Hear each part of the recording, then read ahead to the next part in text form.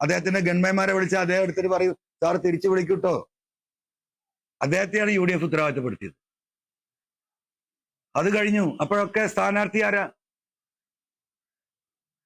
എന്നോട് പറഞ്ഞത് ഈ 14-ാം തീയതി 15-ാം തീയതി വരെ മലയോര കർഷകരുടെ, കുടിയേറ്റ കർഷകരുടെ പ്രതിനിധി ഉണ്ടാകും, അത് നിങ്ങളൊരു പേടിയും പേടിക്കണ്ട, ഷൗക്കത്തിനെ നമുക്ക് എവിടെയെങ്കിലും അഡ്ജസ്റ്റ് ചെയ്യാം, 2026 വേണമെങ്കിൽ തെരഞ്ഞെടുപ്പിൽ ഷൗക്കത്തിനെ നിലമ്പൂരിൽ നിർത്താൻ കുഴപ്പമില്ല.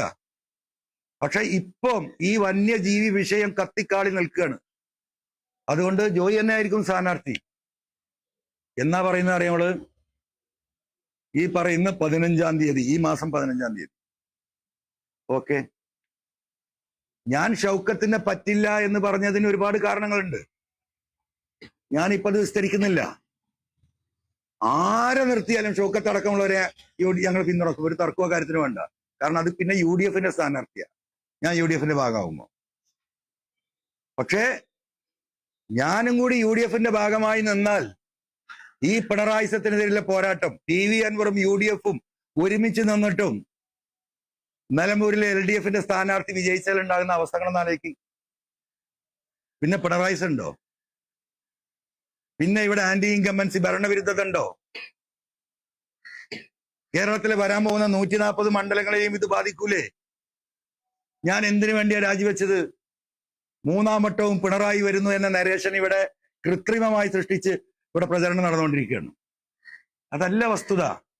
ജനങ്ങൾ ആ ഗവൺമെന്റിനെതിരാണ് എന്ന് കേരളീയ സമൂഹത്തെ ബോധ്യപ്പെടുത്താനല്ലേ ഞാൻ രാജിവെക്കുന്നതിന്റെ ഒരു കാരണം.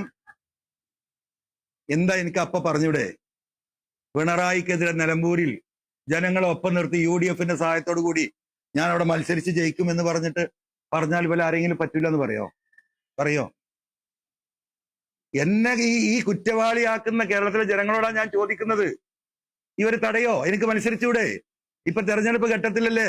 ഇപ്പൊ ഈ അൻവറിനെ തെറി പറയുന്ന ആളുകൾ മുഴുവൻ ഈ പ്രചരണ രംഗത്തുണ്ടാവില്ലേ? ഞാൻ എന്താ ചെയ്ത്?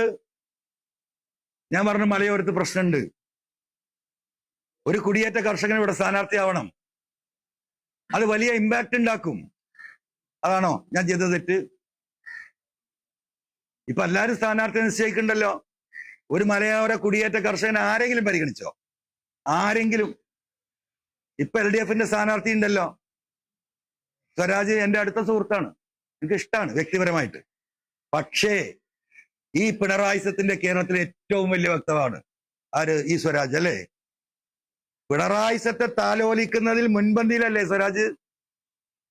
ഈ വന്യമൃഗ പ്രശ്നങ്ങൾ മുഴുവൻ, ഞാൻ നിലമ്പൂർക്കാരനാന്ന് പറയുന്നുണ്ടല്ലോ, ഈ വന്യമൃഗ വിഷയങ്ങൾ മുഴുവൻ ഉണ്ടായിട്ട് നിലമ്പൂരിലേക്ക് കടന്നു വന്ന് ഈ ഗവൺമെന്റിനടുത്ത് പോരായ്മയുണ്ടെന്ന് സൂചിപ്പിക്കാനെങ്കിലും ഈ പറയുന്ന സ്വരാജ് തയ്യാറായിട്ടുണ്ടോ?